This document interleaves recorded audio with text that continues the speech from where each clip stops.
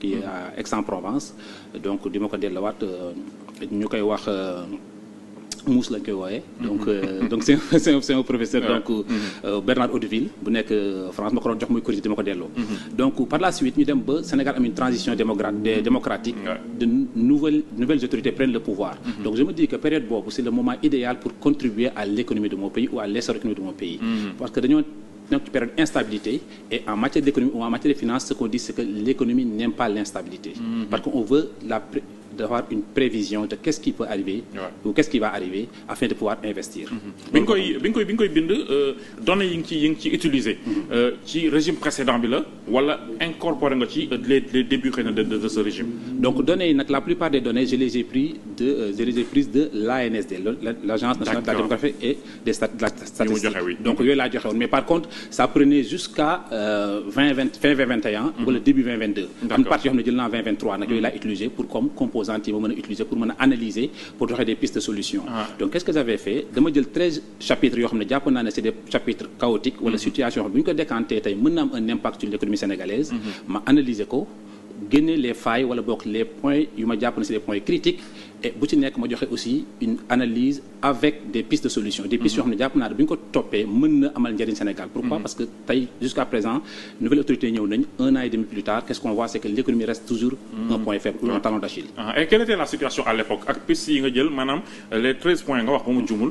yan lañ ci mën a jàppate ji ni ak la situation à l'époque c'était quoi exactement. donc situation numéro parce que premier chapitre moo nekkoon l'énergie. il faudrait savoir que en matière économique l'énergie dafa nekk un point incontournable. d'ailleurs am na benn économiste bu nekk France bu ñuy wax Charles Gave koo xam ne un des plus grands économistes actuels dafa wax ne l'économie c'est de l'énergie transformée. maanaam économie koom-koom moo nekk énergie bu ñu jël stoppi ko. pourquoi parce que quand vous dites énergie vous faites allusion à quoi. énergie ça peut être hydrocarbures. d'accord électricité tout ce qu'on peut utiliser pour créer une production. d'accord man je pensais plus à énergie comme xëy na li nekk di dégager pour gën a mën a liggéey mais là vous parlez carrément des hydrocarbures. des hydrocarbures électricité. toutes ces composantes sont de l'énergie. d'accord gaz énergie la. courant énergie la mais Sénégal bi mu gën a nekk chaotique mooy électricité. prenons le cas de l'électricité il y a aucune activité amul benn activité moo mën a jël tey nit ki di ko doxal te mën a utiliser énergie pour mën ko booster. nous sommes largement dépendants en fait moo tax quand il y a un petit problème rek secteur yëpp a koy yëg. yëpp a koy yëg léegi nous sommes dans une ère d'automatisation ou de numérisation. présentement le numérique représente un domaine de choix qui donne des milliards de dollars à l'échelle internationale. Et le Sénégal nous sommes très en retard là-dessus. donc tey bu ñu jëlee énergie nañ jël rek lu fooyafal wala terre à terre. dans un cadre beaucoup plus informel. jël électricité tey le coût que ça coûte aux Sénégalais. donc su ñu xoolee c'est une tarification dynamique maanaam ni ñu koy fayee dafay dynamique. su ñu xoolee ba ci kër yi nga ne mooy tarification bi gën a moins cher bu fekkee énergie basse la. muy départ ci 110 francs le kilowattheure. dana dem ba 330 francs le kilowattheure. loolu tey boo ko bëggee entreprise tey bëgg ko produire moo xam industrie la. moo xam industrie activité légère la comme ay tailleur ak menuisier ak beneen activité boo mën a jël rek. ba ci tey fii ñu toog nii tey yéen tey seen facture électricité c'est sûr que ça bouffe une bonne partie de votre budget. ce qui fait que di ngeen am ay problèmes pour réinvestir dans l'activité. beneen loolu c'est une composante. beneen composante bi ñu jël aussi mooy la fiscalité. nous avons constaté que régime bi ñu am jamono ji tey c'est un régime qui mise beaucoup sur la fiscalité. Pourtant oui c'est excellent c'est important dans la mesure où dans un pays mënuñu dox sans fiscalité. Par contre il y a beaucoup d'économistes qui alertent que hyperfiscalisation de l'activité ça va freiner ce qu'on appelle la consommation des ménages et la consommation c'est une composante essentielle de l'économie. boo nee hyperfiscalisation ñoom déggewuñ ko noonu ñoom li ñu jàpp mooy que ne un Modou Ndiaye qui paye il n'aura pas à payer plus mais xëy na un Samba Ndong boo xam ne fayul woon wala un Grégoire aussi dañ koy boole ci yëf yi pour mën a joxe wàllam. xam nga dafa am ñaari mbir ba ca njëkk mooy augmenter les impôts ba ca det mooy augmenter l'assiette fiscale. L'assiette fiscale. pour ñëw ci wolof mooy. ñi daawut fay ñu fay loo leen. voilà par contre il faudrait ñu savoir ne man en tant que fiscaliste. je suis un chef d'équipe à l'agence du revenu du Canada maanaam sama liggéey man Canada 10 ans ngi nii ci maa ngi liggéey ci système fiscal bi. bu weesoo loolu tam yor naa sama cabinet fiscal bu ñuy wax Touba Tax Solution bu ma yor au Canada di ko doxal. kon fiscalité yaakaar naa sama domaine la. loo xam la oui. maintenant il faudrait ñu xam ne la fiscalité c'est bien beau. par contre il faudrait ñu xool l'autre revers de la médaille mooy c'est quoi l'accompagnement de l'État par rapport aux entreprises ou bien par rapport aux investisseurs. parce que dafa nekk un domaine boo xam ne da nga soxla kii waa dafa la soxla aussi tey bu ñu xoolee tey la loi initiale budget 2025 loi des finances initiale bu 2025 on avait constaté que li ñu joxe woon ci ay recettes fiscales initialement planifiées ont été revues à la baisse maanaam tey état bi li mu planifié woon ne loolu la war a am ci xaalis eggu fa pourquoi parce que dañoo jëloon benn croissance de 8,8% képp ko xam économie di nga xam ne croissance veut dire mécaniquement des rentrées fiscales su fekkee ne état bi jàppale na entreprise wala activité économique ba mu commencé bousser bu commencé dox automatiquement par défaut dana am des recettes fiscales d'autant plus que Sénégal ñun fiscalité numéro 1 wala boog li jiitu fiscalité Sénégal xam nga lan la mooy TVA taxe sur la valeur ajoutée tey TVA boobu day représente puisque on parle de 70 à 77% de l'économie des recettes fiscales de l'État ça veut dire que n'importe quel Sénégalais mu bëgg ko mu ñàkk mu ngi koy fay déjà kon une augmentation de la recette fiscale li may ragal mooy lan moo ñu dem bay laal des domaines yoo xamante dafay limiter les réinvestissements dans l'activité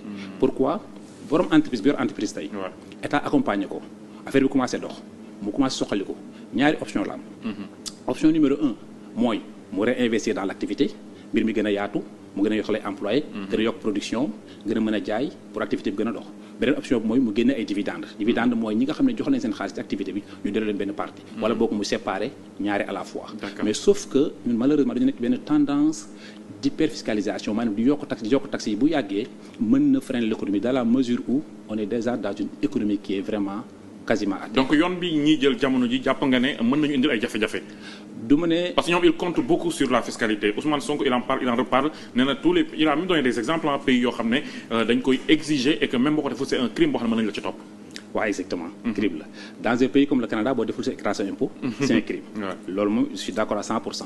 du ma ne crime délit laa koy wooyee crime day doon lu gën a grave comme genre yeneen problème yu ko ne composante mooy comme ay fraude fiscale ak yooyu loolu mooy doon crime mais bu fekkee ne ñàkk a fay impôt délit lañu koy considérer parce que dafa am il faut pas ñu mélanger les choses aussi crime dafa am délit am donc yooyu yëpp crime c'est plus lourd en fait crime c'est beaucoup plus lourd mooy nga jëm ko masquer jéem a voilà dugg ci yoo xam ne xam na loolu mooy doon crime par contre am na ay composantes yu bëree bëri l'évitement fiscal am na aussi optimisation fiscale par contre évasion fiscale mooy doon crime évitement loolu beneen composante la leneen la loolu da ngay utiliser ay stratagèmes pour mën a wàññi li nga war a fay impôt loolu c'est tout à fait légal xëy na nag mën na bañ a moral ce qu'on appelle la moralité mooy xel bañ ko nangu trop waaye nekkul lu ñu mën a jàppe nit waaye nag bu ñëwaat ci sa question mooy ne nit ki dafay fay impôt c'est bien beau et c'est tout à fait normal par contre l'autre question qu'on se posera c'est comment les impôts sont utilisés est-ce que gouvernement bi teg nañ un plan économique wala bokk un plan pour mën a accompagner l'activité au Sénégal pour man loolu mooy problème bi parce que balaa ñuy egg ci phase fiscale bi dañuy egg ci phase planification économique bu pays bi tey bu ñu xoolee jusqu'à présent il y a beaucoup de composantes qui restent sama tànk maa ngi waxu loi des finances initiale bi man j'avais fait une déclaration vidéo pour quelques minutes même pas une dizaine de minutes pour wax ne loi des finances initiale boobu c'est une loi qui était malheureusement pas forcément des plus optimales. Ils ont même déposé une autre loi des finances rectificative au mois de juin dernier. Il y a une loi des finances rectificative au mois de juin bi passé boobu daf ma fekk si dama waxoon ne croissance 8,8% bi ñu waxoon dañ ko majoré recettes yi ñu waxoon déficit bi ñu waxoon aussi on avait dit un déficit de 1600 milliards de francs CFA qui représentait 7,0% du PIB. Pour man loolu yëpp c'est extrêmement élevé amul benn pays wala benn économiste au monde wala kenn ko xam finance ku lay nangul déficit boobu te pourtant il y a plusieurs façons de pallier à ça bu ñu xoolee ci wàllum économie wala wàllum finance il y a beaucoup de façons pour pallier à ça pour combler le déficit mën na nekk privatisation mën na nekk limiter subvention mën na nekk la part limitée ou rationaliser les dépenses de l'État. Man nag j'avais pointé du doigt la rationalisation des dépenses de l'État. Pourquoi? Parce que mënuma concevoir un pays aussi pauvre que le Sénégal ñuy dépenser des dépenses extravagantes, vous le prenez ainsi, ou bien des dépenses énormes pour la haute hiérarchie pendant que le peuple n'est pas forcément à la même hauteur. Ñu ngi leen def sax reproche boobu en fait. Que personnellement une demande de serrer la ceinture mais pendant ce temps ñoom rien de ce qu'ils gagnent voilà n'en diminué wala rien de ce qu'ils utilisent pour fonctionner n'en diminué. Waaw personnellement je suis employé de la fonction publique au Canada depuis 10 ans. su ma defee comparaison entre la fonction publique au Canada comment on est rémunéré parce que am na salaire mais am na un système de rémunération ça va au-delà du salaire ça va au salaire da ciy bokk avantages sociaux yi da ciy bokk da ciy bokk aussi yenn avantages retraite yi par exemple da ciy bokk couverture sanitaire da ciy bokk ak yenn per diem yi ngeen def Sénégal per diem lañ koy wooyee par exemple su kenn demee mission. les frais de mission mais est-ce que vous savez que les frais de mission au Sénégal sont plus élevés que les frais de mission au Canada? Ah oui c'est loolu doy na war. mais je vous dis Canada ëpp ñu koom fuuf. Canada c'est un des pays les plus avancés au monde. C'est un pays du G7 qui est le groupe des pays industrialisés. Il y a encore des efforts à faire donc au Sénégal ci fonctionnement gouvernement. Il y a énormément d'efforts à faire. Donc loolu aussi c'est une composante dont je parle. te xëy na waxtu bi moom it ñu yaatal ko. mais mën naa leen jox leen su ngeen bëggoon a xool tey les dépenses de fonctionnement au Canada wala système salarial au Canada bi vous pouvez le voir en ligne, tout est public. Tout le monde peut le voir en ligne. Transparence en fait. Mais fii li nga wax c'est important parce que dañoo génnee deuxième rapport trimestriel d'exécution budgétaire bi on leur fait reproche que ne seen fonctionnement seen i dépenses ñetti institutions yi primature assemblée nationale ak présidence leeraluñ ko en fait maanaam loolu aussi nébuleuse la comparé xëy na ak li nga expliqué nii Canada. waaw li may wax nii man personnellement dama nekk mission pour le gouvernement du Canada depuis le mois d'avril. ma nekk dans une ville qui est Québec tey bu ñu xoolee samay per diem c'est $17 par jour $17 c'est moins de 10 000 francs par jour. Je dis bien. Montréal Québec c'est plus de à peu près 280 moins 300 kilomètres. Un Sénégalais tey haute fonction prenez n'importe lequel pour Canada nag c'est une base qui est pareille pour tout le monde. Du premier ministre au ministre ba ci secrétaire bi ñoo toll les mêmes montants la ñuy joxe. Sénégal nag moom c'est des montants progressifs dépendamment de la hiérarchie de la personne. Donc tey loolu pour moi je trouve que c'est pas forcément normal. tey bu ñu ñëwaatee ci chiffres clés yi ngay wax ci loi de finances rectificative bi bu ñu xoolee rapport d'exécution budgétaire T2 maanaam trimestre 2 couvrant la période de début avril jusqu'au 30 juin 2025. Ce qu'on constate ici c'est que seeni recette dafa nekk ci 2091 milliards loolu la ñuy planifié comme recette. Recette fiscale dafa représente 1669 milliards. Ça veut dire que fiscalité kese moom mooy planification pratiquement c'est la fiscalité qui tient l'État à vie.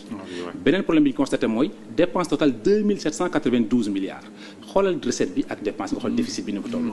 dépense courante yi 1748 milliards et dépense personnelle bi 737 milliards en 3 mois.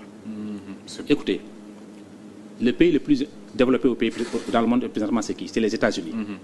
Les États-Unis ne pourront pas tenir un budget déficitaire sur une longue durée. Sénégal j'ai étudié les 25 dernières années maanaam ñaar fukki at ak juróom yu mujj yëpp Sénégal seen budget yi c'est presque 21 ans de déficit.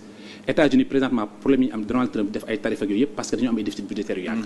mais États-Unis am benn avantage mooy ils ont le système de dollar ce qui fait que étant la monnaie du monde.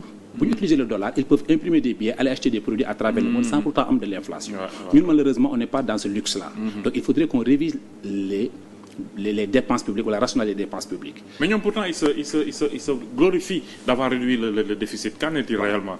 xam nga dama wax ci livre aussi. benn partie bi may wax ci li may wax ci la commande publique. C'est quoi la commande publique mooy état Sénégal tey bu soxlaa ay besoins am. et produits et services di ko jënd à travers les services pour booster l'activité économique mën na nekk de l'intérieur mën na nekk de l'extérieur mais souvent état yu bëri dañuy am benn planification de sorte que dañuy am de l'intérieur man j'ai proposé parmi les solutions. ñu mutualiser les dépenses publiques c'est-à-dire que état Sénégal tey créer benn agence wala benn ministère boo xam ne on va centraliser toutes les dépenses publiques là-dessus. déggoon na loolu kañ nga ko proposé woon ci livre bi la nekk. je l'avais proposé sur le livre. ils ont parlé de ça il y a pas longtemps. ils ont parlé de ça il y a pas longtemps mais mi ngi sama livre maa ngi ko bindoon publié ko en novembre 2024. ouais moo tax ma ils ont parlé de ça il y a pas longtemps. beneen affaire ils vous ont lu.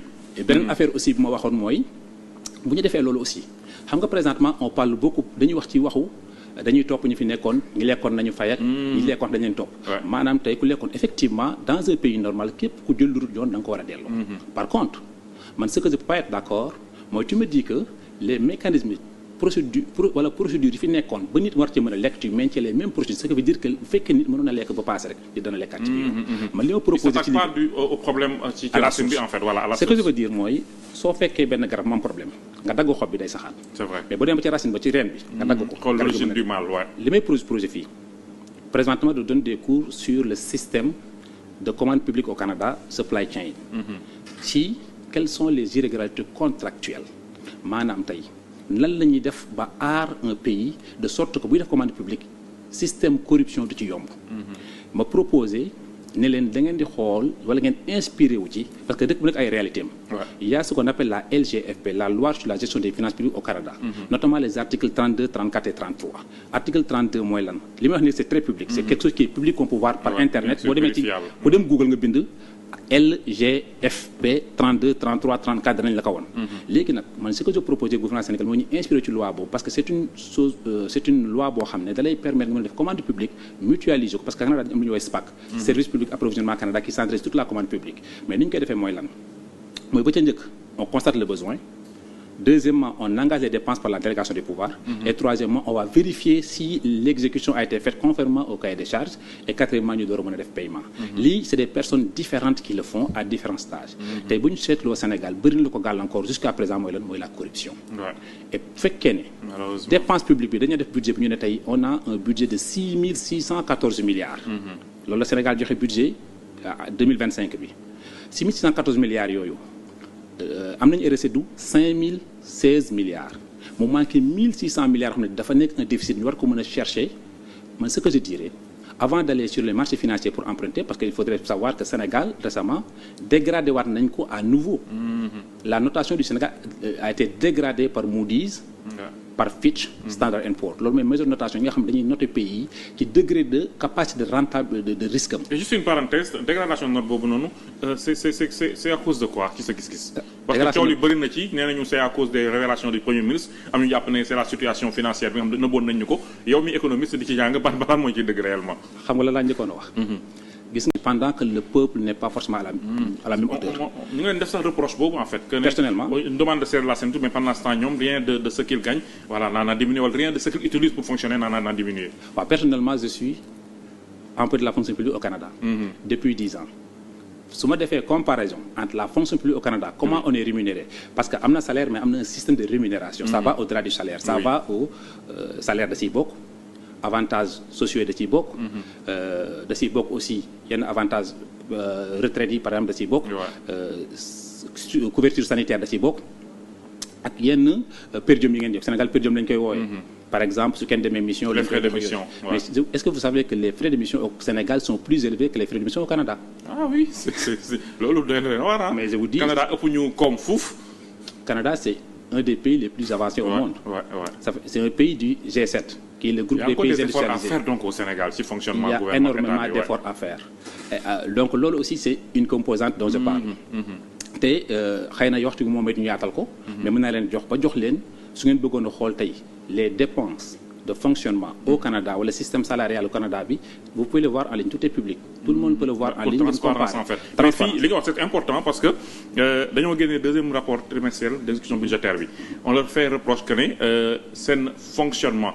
seeni dépense ñetti institutions yi primature assemblée nationale ak présidence leeraluñ ko en fait maanaam loolu aussi nébuleuse la comparé xëy na ak li nga expliqué nii Canada. waaw li may wax nii man personnellement dama nekk mission pour le gouvernement du Canada depuis le mois d'avril. ma nekk dans une ville qui est Québec tey bu ñu xoolee samay per diem c'est $17 par jour $17 c'est moins de 10 000 francs par jour. 10 000 francs c'est dit bien.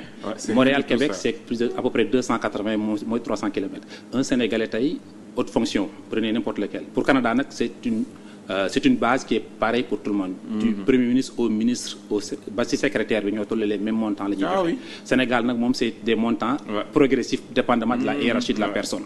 donc tey loolu pour moi je trouve que c'est pas forcément normal. tey bu ñu ñëwaatee ci chiffres clés yi ngay wax ci loi de finances rectificative bi bu ñu xoolee rapport d'exécution budgétaire T2 maanaam trimestre 2 couvrant la période de début avril jusqu'au 30 juin 2025. Ce qu'on constate ici c'est que c'est une recette dafa nekk ci 2091 milliards loolu la ñuy planifié comme recette. recette fiscale dafa représente 1669 milliards ça veut dire que fiscalité kese moom mooy planification pratiquement c'est la fiscalité qui tient l'État à vie. beneen problème bi ñu constaté mooy dépense totale 2792 milliards xoolal recette bi ak dépense nga xool déficit bi ni ko toll. dépense courante yi 1748 milliards et dépense personnelle bi 737 milliards en 3 mois. Écoutez le pays le plus développé au pays dans le monde présentement c'est qui? C'est les États-Unis. Les États-Unis ne pourront pas tenir un budget déficitaire sur une longue durée. Sénégal j'ai étudié les 25 dernières années maanaam ñaar fukki at ak juróom yu mujj yëpp. Sénégal seen budget yi c'est presque 21 ans de déficit. États-Unis présentement problème yi am Donald Trump def ay tarifs ak yooyu yëpp parce que dañoo am ay déficit budgétaire yu yàgg. mais États-Unis am benn avantage mooy ils ont le système de dollar ce qui fait que étant la monnaie du monde. bu ñu utiliser le dollar ils peuvent imprimer des billets aller acheter des produits à travers le monde sans pourtant am de l'inflation. Ñun malheureusement on n'est pas dans ce luxe là. Donc il faudrait qu'on révise les dépenses publiques ou la rationalité des dépenses publiques. Mais ñoom pourtant ils se glorifient d'avoir réduit le déficit. Qu'en est-il réellement? xam nga dama wax ci livre bi aussi. benn partie bi may wax ci li may wax ci la commande publique. C'est quoi la commande publique mooy état Sénégal tey bu soxlaa ay besoins am. et produits et services di ko jënd à travers les services pour booster l'activité économique mën na nekk de l'intérieur mën na nekk de l'extérieur mais souvent état yu bëri dañuy am benn planification de sorte que dañu am de l'intérieur man j'ai proposé parmi les solutions. ñu mutualiser les dépenses publiques c'est-à-dire que état Sénégal tey créer benn agence wala benn ministère boo xam ne on va centraliser toutes les dépenses publiques là-dessus. dégg nga loolu kañ nga ko proposé woon ci livre bi la nekk. je l'avais proposé sur le livre. Ils ont parlé de ça il y a pas longtemps. Ils ont parlé de ça il y a pas longtemps mais mi ngi sama livre maa ngi ko bindoon publié ko en novembre 2024. Ouais, moo tax ils ont parlé de ça il y a pas longtemps. beneen affaire ils vous ont lu. beneen affaire aussi bu ma waxoon mooy bu ñu defee loolu aussi xam nga présentement on parle beaucoup dañuy wax ci waxu.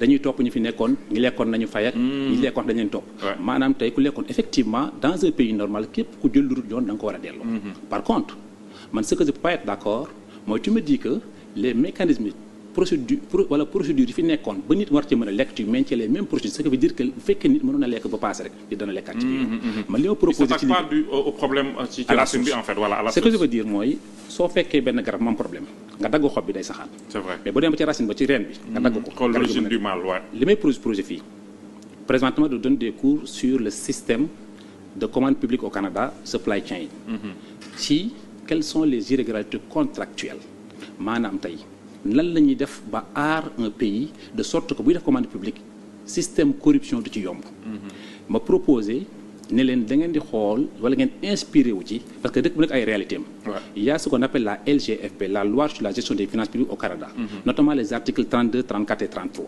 article 32 mooy lan li may wax ni c'est très public c'est quelque chose qui est public qu'on peut voir par internet boo demee ci boo dem Google nga bind LGFP 32 33 34 danañ la ko woon léegi nag man ce que je proposé gouvernement Sénégal moo ñu inspiré ci loi boobu parce que c'est une chose c'est une loi boo xam ne da lay permettre nga mën a def commande publique mutualiser ko parce que Canada dañu am lu ñuy woowee SPAC service public approvisionnement Canada qui centralise toute la commande publique mais ni ñu koy defee mooy lan mooy ba ca njëkk on constate le besoin deuxièmement on engage les dépenses par la délégation des pouvoirs et troisièmement on va vérifier si l'exécution a été faite conformément au cahier des charges et quatrièmement ñu door a mën a def paiement lii c'est des personnes différentes qui le font à différents stages tey bu ñu seetloo Sénégal bëri na lu ko gàllankoor jusqu'à présent mooy lan mooy la corruption et fekkee ne dépense publique bi dañuy def budget bi ñu ne tey on a un budget de 6 milliards loolu la Sénégal joxe budget 2025 bi 6 milliards yooyu am nañu recette du 5016 milliards mu manqué 1600 milliards xam ne dafa nekk un déficit ñu war ko mën a chercher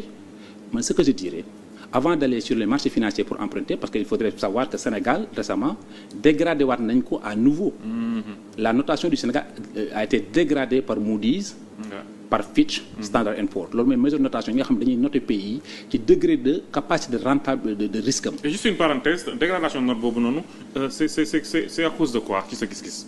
parce que coow li bëri na ci nee nañu c'est à cause des révélations du premier ministre am ñu jàpp ne c'est la situation financière bi nga xam ne nëbboon nañ ñu ko yow mi économiste di ci jàng ban mooy ci dëgg réellement. xam nga la laa njëkkoon a wax. gis nga personnellement nag.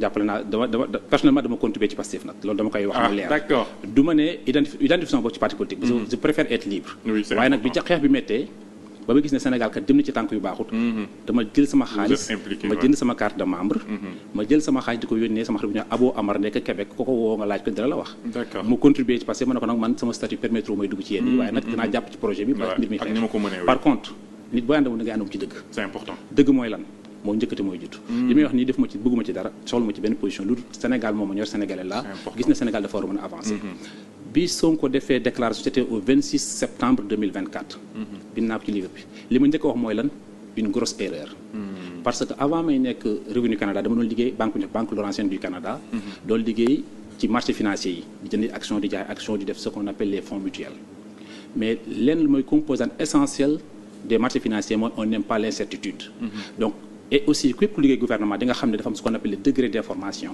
ou bien le niveau de confidentialité de l'information boo demee Canada dañ naan la bu dee information dañ naan la am na secret top secret confidentiel man sama statut top secret la ça veut dire que mën na am information bu mu nekk top secret ci gouvernement bi foofu la may yemale keneen ku mën a yokk niveau mën na am top confidentiel donc il y a des informations mënuñu ko xumtoo ci suuf rek la ko ci suuf mu baax mais ba mu defee révélation boobu li ñu waxoon mooy lan mooy ne dañ koy def ngir leeral population population dafa war lu war ta xam war ñu yóbbu lépp ci mbedd mi. exactement état doxewul noonu. état mënut doxe noonu xam nga lu tax.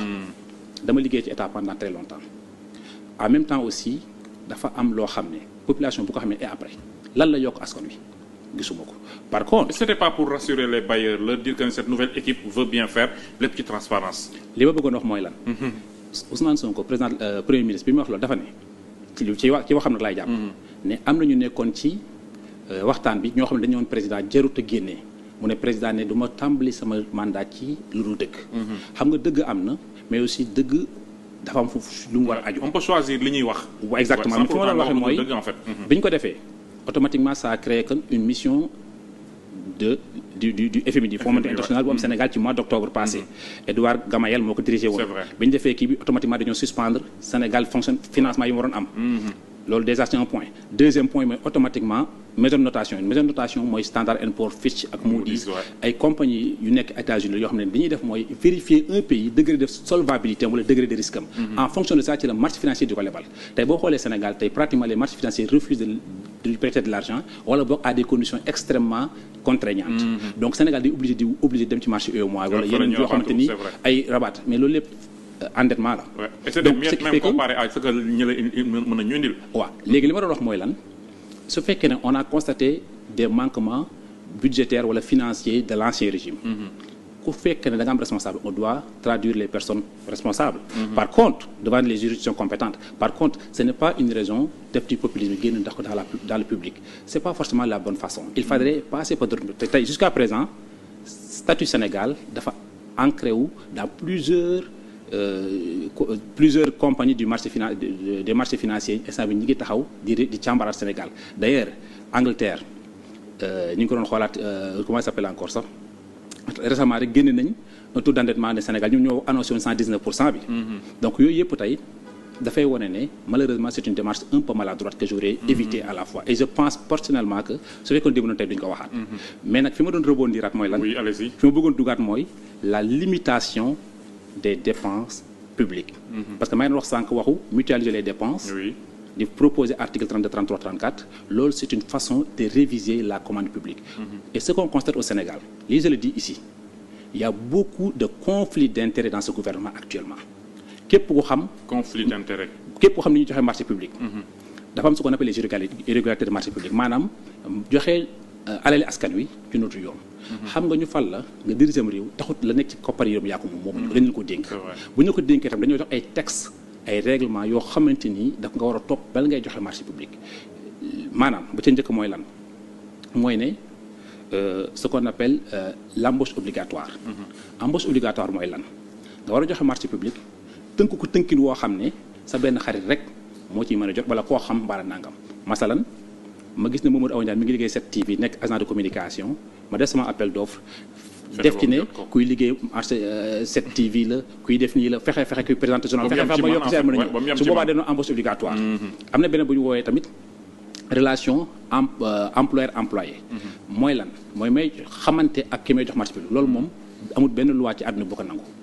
loolu mooy conflit. mais yi ngay wax nii est-ce que nga jàpp ne dafa ne ci régime bii nii ba tey parce que ñoom nee nañu jeex na fi affairisme jeex na fi. question lay posé voilà. question lay posé rek. ñaata tiktokeur ñaata influenceur yu affilié wu à Pastef ñu am ay contrat ay convention publique présentement j'en connais waaw léegi loolu tey lan lañ ko mën a woowee. parce que certains d'entre eux ce qu'ils disent mooy ñoo doon xeex kay la fale comme yow ni nga ne bokkoon nga ci tey ji nga revendiquer droit ñu jox la dara par la force. waaw léegi su fekkee da nga ne don de soi pour la patrie da ngay def ngir Sénégal te yàlla tax lan nga ciy xaale retour c'est une question que je pose.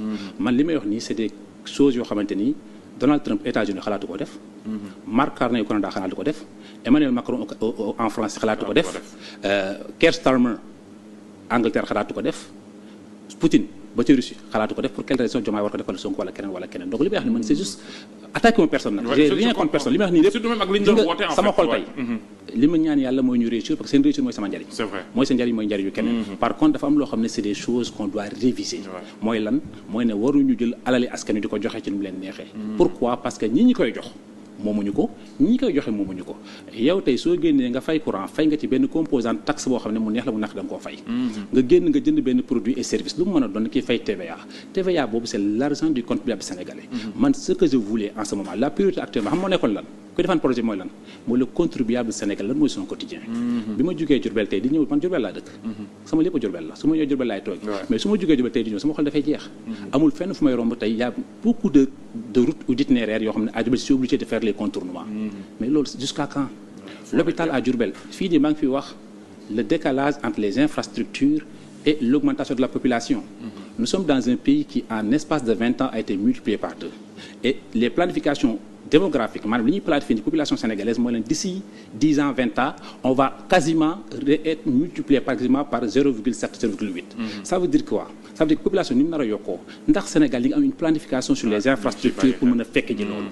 man loolu mooy sans problème gap déficitaire bi ñu am bien vrai que nag les anciens régimes ont leur part de responsabilité là-dessus parce que mënuñu wax ne problème Sénégal nekk na en retard dédouaner les anciens régimes ils ont une part de responsabilité par contre ce que je veux que ce régime actuel ñoo xam ko mooy lan dañu ne fal ngir ñu di ay saafara ci jafe-jafe te nag idée saafara nekkul ne lu xew rek nga ne ña fi nekkoon ñoo ko fi defoon déedéet ña fi nekkoon def nañ naam ña ci war a topp ñu topp leen léegi nag ñi fi nekk nag à partir de maintenant ñu tracer une nouvelle ligne wala boog def benn plan bu bees pour redresser la situation économique du pays loolu lañ ne di xaar man li may xaar mooy ndax suba hôpitalu Sénégal dana tane l'éducation sénégalaise qui se privatise à petit feu Sénégal éducation mu ngi privatisé sans qu'on se rende compte de cela bu ñu xoolee Dakar la part des écoles privées dépasse de loin écoles publiques yi man loolu c'est un problème la santé les infrastructures ñaatu ngi gis Sénégalais mu feebar ñu naan da ngay katal pour jox ko xaalis et je vois des mesures populistes barki démb laa gis benn action moom je me suis dit ça c'est un problème dama gis ay autorités sénégalaises am Sénégalais bu handicapé am bac ñu dalal ko président c'est une bonne chose c'est une très bonne chose lu baax la ñi may ko bourse bi defal ko nangam mais ñaata milliers de handicap ñoo nekk à travers le Sénégal te amuñu lendemain quand j'ai vu ça j'ai dit la même chose c'est des mesures populistes c'est-à-dire que da nga koy def ñu ne waaw kii de ku baax la et le gosse ba muy jàng di góorgóorlu oytee l'état boobu la ko waroon a jàppale man loolu laay bëgg man ce que je veux mooy ne on doit trouver des solutions aux racines profondes mais pas forcément des mesurettes superficielles yoo xamante ni dañ naan ñi ngi rek problème te problème bi man yooyu laay wax quoi man loolu mooy sans problème c'est important je suis un Sénégalais dund naa étranger pays yu bëree bëri gis fa lu baax ma yéene sama Sénégal jàpp na Sénégal war na mën a am lu baax sans nag am ci intérêt wala bëgg ci dara. merci beaucoup jërëjëf ngir yàlla. Modou Lamine am na solo c'était vraiment très intéressant ñàkkul ne une prochaine fois on aura l'occasion de plus approfondir parce que idée vraiment am nañ solo di la remercier bu baax a baax. merci beaucoup Maodo Awa c'était un plaisir aussi man aussi kontaan naa ci dalal bi ak di nuyu aussi tous les téléspectateurs di nuyu aussi Sénégal yëpp. jërëjëf merci beaucoup mu ngoog kon on se donne rendez-vous inchallah lundi 19h30.